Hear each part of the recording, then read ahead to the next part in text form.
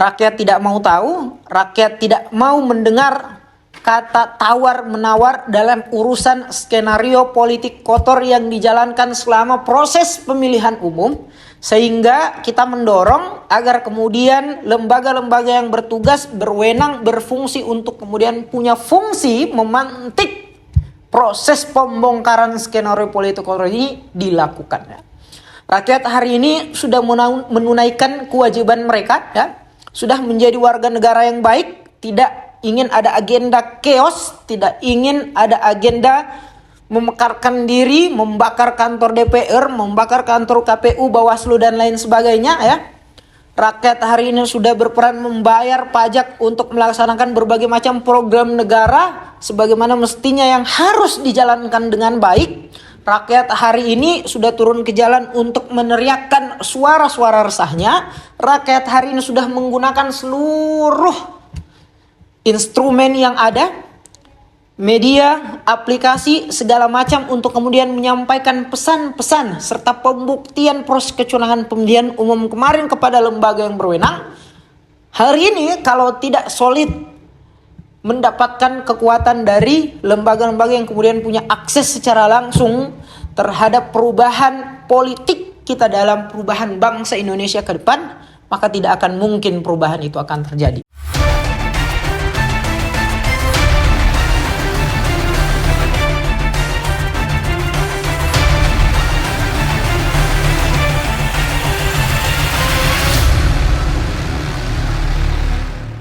Bismillahirrahmanirrahim. Assalamualaikum warahmatullahi wabarakatuh. Alhamdulillahirabbil alamin. Allahumma shalli ala sayyidina Muhammad wa ala ali sayyidina Muhammad. Sahabat-sahabat Blog Kosuta Channel, semoga terus dalam keadaan sehat walafiat dan terus dalam lindungan Tuhan yang Maha Esa. Amin ya rabbal alamin. Alhamdulillah, baru beberapa hari yang lalu kita sudah melaksanakan hari raya Idul Fitri, ya. Saya doakan semoga sahabat-sahabat semua yang pulang kampung atau mudik manfaatkan momentum hari raya untuk berkumpul bersama keluarga, ataupun yang tidak sempat pulang kampung atau mudik, ya, karena memang ada urusan-urusan yang tidak bisa ditolerir, ya. Semoga kita semua senantiasa untuk terus mendapatkan rasa bahagia, berkecukupan dan rasa syukur. Ya, balik lagi di Blog Kosuta Channel. Seperti biasanya kami hadir dalam obrolan berita-berita populer yang biasanya membahas tentang politik, ya. Dan kalau kita melek dengan keadaan politik kita hari ini sungguh luar biasa, dalam artian apa yang kemudian kita harapkan terkait dengan proses membongkar proses kecurangan hasil pemilihan umum sampai hari ini itu stuck urusannya, ya, stuck prosesnya. Nah, terkhusus kepada anggota DPR nih, gimana, ya? Gimana hak angket yang sebelum-sebelumnya Anda semua narasikan, ya? Sampai hari ini ada beberapa media yang mengatakan bahwa telah tutup buku gitu hak angket ini, ya. Dan memang sepenglihatan kami hak angket ini prosesnya berjalan stuck, atau bisa dibilang ya benar apa yang kemudian diberitakan oleh media-media ini bahwa tutup buku, ya. Terlebih kita melihat momentum hari raya perayaan Idul Fitri kemarin, para elit khususnya ketum-ketum partai atau petinggi-petinggi partai ini, ya, datang untuk saling bersilaturahmi, saling bertemu, saling bertamu, ya. Dan sampai di situ kami tidak ada masalah karena memang tidak salah dan memang sangat positif. Tetapi kita melihat pasca dari pertemuan itu, apakah memang sudah didesain atau secara kebetulan narasi terkait hak angket untuk membongkar kecurangan pemilihan umum hari ini meredup gitu, ya. Maka jangan salahkan kalau kemudian kami rakyat ini menilai dalam obrolan pertemuan-pertemuan itu ada sisipan-sisipan untuk kemudian tidak lagi mengakomodir apa yang menjadi suara rakyat, ya. Saya tegaskan kembali lagi, suara rakyat menginginkan adanya pembongkaran proses kecurangan skenario kotor politik di pemilihan presiden tahun 2024 kemarin. Paling tidak secerca harapan itu muncul ketika sebelumnya para DPR ini, ya, ini kemudian mengemukakan akan menggunakan hak angket mereka untuk membongkar skenario kotor politik tadi. Ya, meskipun sampai hari ini kita melihat ada proses yang stuck gitu.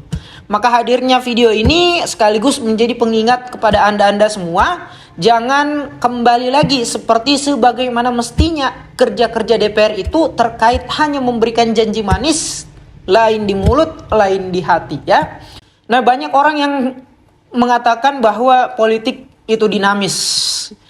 Dalam keseharian diartikan adalah perubahan politik yang bisa saja kapan saja bisa berubah. Hari ini misalkan A, besok berubah menjadi B, atau tidak sampai sehari pun, sedetik, semenit, sejam, atau beberapa waktu sebelum satu hari ini bisa saja kemudian berubah lebih drastis ya, menjadi Z bisa jadi ya. Politik yang dinamis ini kemudian hari ini saya melihat tidak lagi sebatas bahwa ada praktik yang wajar ketika perubahan sikap politik itu beradaptasi pada situasi kondisi dan adaptasi terhadap kebutuhan ya. Tapi hari ini berubah menjadi dijadikan senjata untuk kemudian menoleransi berbagai macam praktik kotor dalam politik, praktik jahiliyah, praktik busuk, dan praktik-praktik negatif lainnya di dalam politik. Kenapa demikian? Ya kita melihat hari ini, dahulu berteriak keras menarasikan hak angket untuk membongkar proses kecurangan pemilihan umum ya.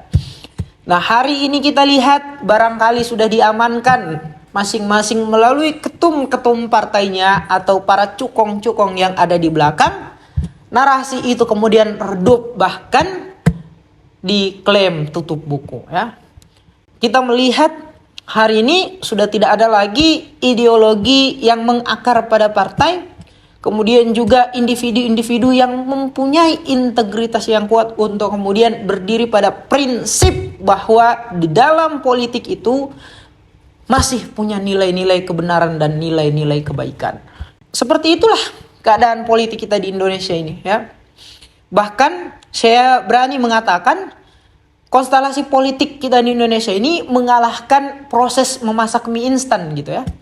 Bahkan mie instan yang diklaim instan ya, masih saja kalah instannya dibanding dengan konstelasi politik kita di Indonesia. Ada juga seorang yang pernah mengatakan tidak ingin terjun ke dunia politik, ingin fokus urus bisnisnya, tetapi hari ini kita lihat luar biasa ya. Bahkan seorang tadi ini keluarganya menguasai hampir seluruh elemen politik di Indonesia. Ada juga seorang yang baru 2 hari berstatus anggota partai, tiba-tiba menjadi ketua umum partai. Ini kan luar biasa nih ya. Ada yang pernah mengatakan anak saya belum cukup umur, belum punya pengalaman memimpin, menjadi pemimpin di Indonesia, tapi kemudian justru hari ini dia yang turun tangan terhadap pemenangan anaknya untuk memimpin presiden di Indonesia. Luar biasa ini kan? Ya itulah sahabat-sahabat semua.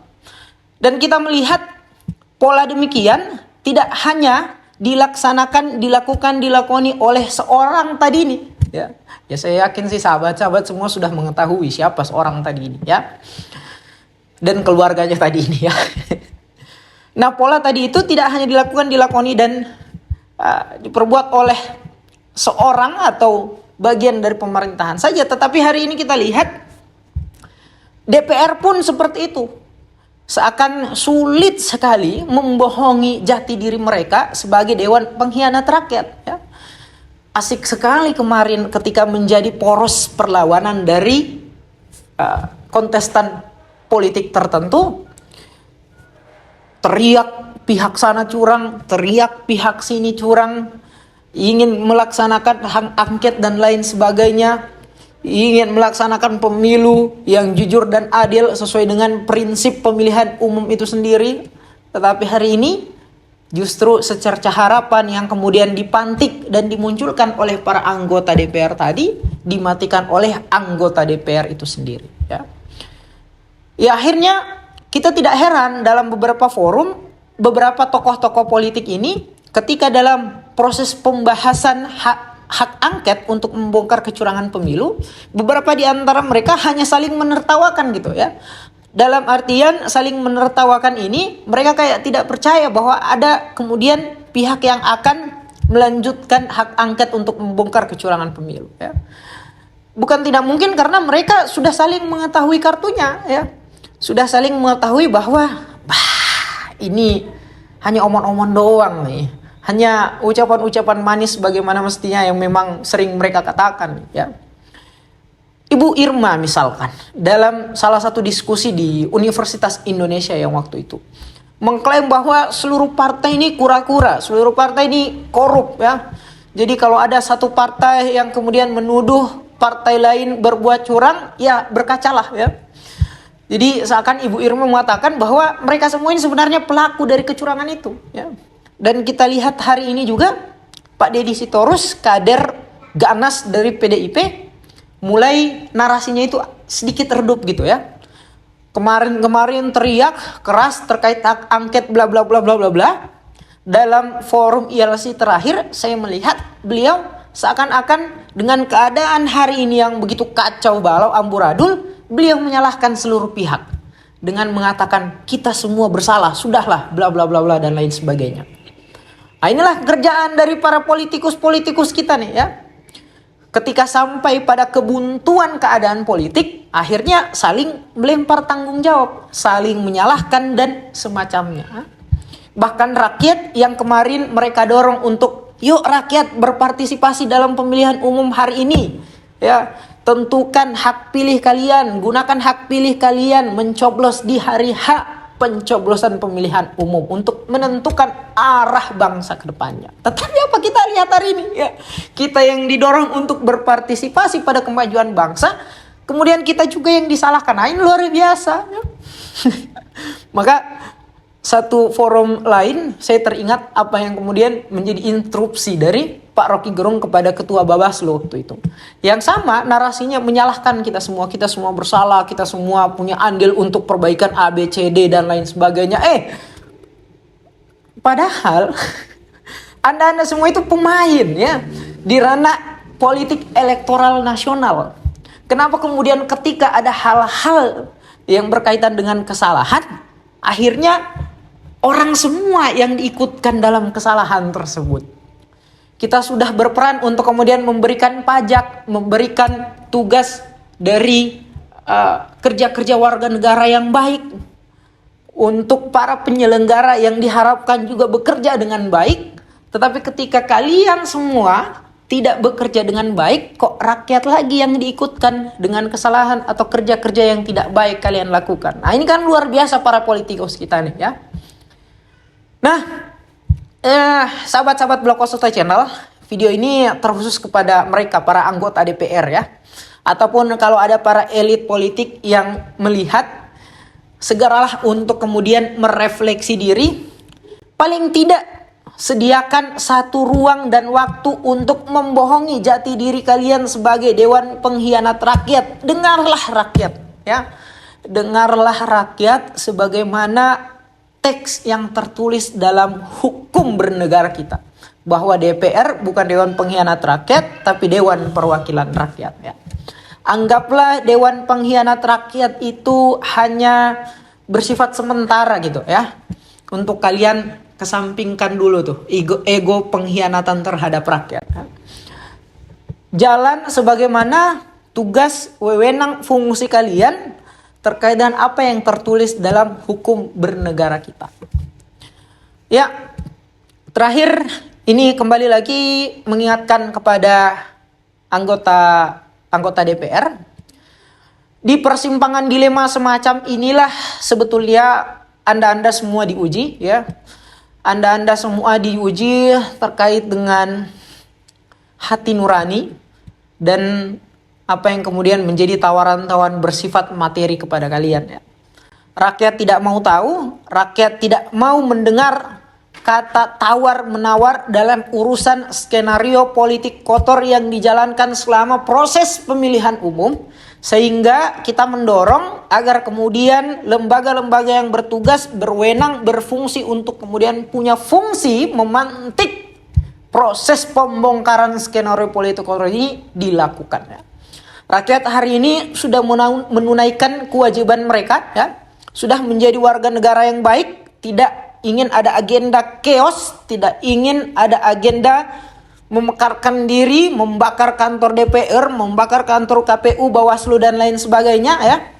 Rakyat hari ini sudah berperan membayar pajak untuk melaksanakan berbagai macam program negara sebagaimana mestinya yang harus dijalankan dengan baik. Rakyat hari ini sudah turun ke jalan untuk meneriakkan suara-suara resahnya. Rakyat hari ini sudah menggunakan seluruh instrumen yang ada, media, aplikasi, segala macam untuk kemudian menyampaikan pesan-pesan serta pembuktian proses kecurangan pemilihan umum kemarin kepada lembaga yang berwenang. Hari ini kalau tidak solid mendapatkan kekuatan dari lembaga-lembaga yang kemudian punya akses secara langsung terhadap perubahan politik kita dalam perubahan bangsa Indonesia ke depan, maka tidak akan mungkin perubahan itu akan terjadi ya. Persetan pada akhirnya siapapun yang menang, sekali lagi kami ingin mengatakan terserah dengan siapa yang akan menang, tetapi rakyat paling tidak menginginkan ada perubahan yang tidak dinormalisasi dan berpotensi akan terjadi dalam pilkada yang akan datang dalam beberapa bulan ke depan. Baik, terima kasih sahabat-sahabat semua. Terima kasih yang sudah mendengar. Billahi taufiq wal hidayah. Wassalamualaikum warahmatullahi wabarakatuh.